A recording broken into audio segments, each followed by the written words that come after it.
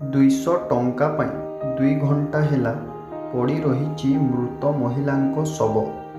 200 ଟଙ୍କା ନ ଦେଲେ ବ୍ୟବଚ୍ଛେଦ ସ୍ଥଳକୁ ଶବ ବାହକ ଗାଡ଼ି ଶବ ନେବାକୁ ନାରାଜ ହେବାରୁ ହାତରେ ଆଦୌ ପଇସା ନଥିବା ପରିବାର ଲୋକେ ବାଟବଣା ହୋଇପଡ଼ିଛନ୍ତି।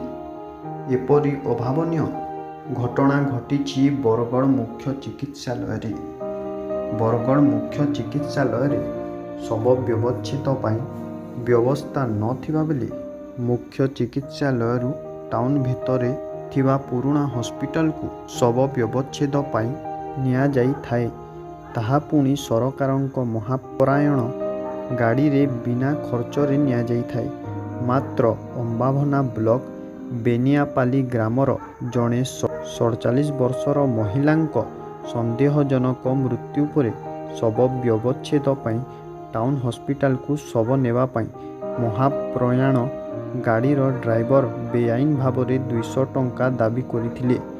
ମୃତ ବାସନ୍ତୀ ଧରୁଆଙ୍କ ପରିବାର ଲୋକେ 200 ଟଙ୍କା ଦେଇ ନ ପାରିବାରୁ ଶବ 2 ଘଣ୍ଟା ହେଲା ସେମିତି ପଡ଼ି ରହିଛି।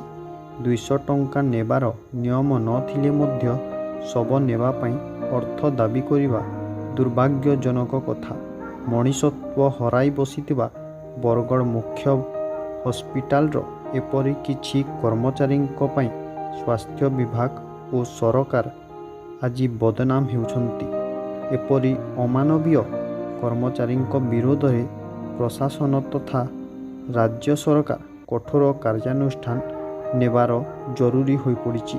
ଗ୍ରାମରୁ ମୋ ନାଁ ରିଙ୍କୁ ଦରୁଆ ଯେନ୍ ଡେଟ୍ ଅଛନ୍ ସେଇଟା ମୋ ନାନା ଆଉ ମହାପ୍ରାଣକେ ଆମେ କହିଲୁ ଇ ଆମ୍ବୁଲାନ୍ସ ମହାପ୍ରାଣକେ ସେମାନେ କହିଲେ 200 ଟଙ୍କା ହେଲା ଯେ ଆମେ ନେଇ ପାରମୁ କହିଲେ ଆଉ 2 ଘଣ୍ଟା ହେଲାନ ଆମର ଲାଷ୍ଟ ଆମର ପଡ଼ିଯିନ ଏତିକି ବେଲେ ଆମେ କିଏ ଯତ୍ନ କରନ୍ତେ ଆଉ ବାହାରେ ଆମର ଟାଇମ୍ ଅଛି।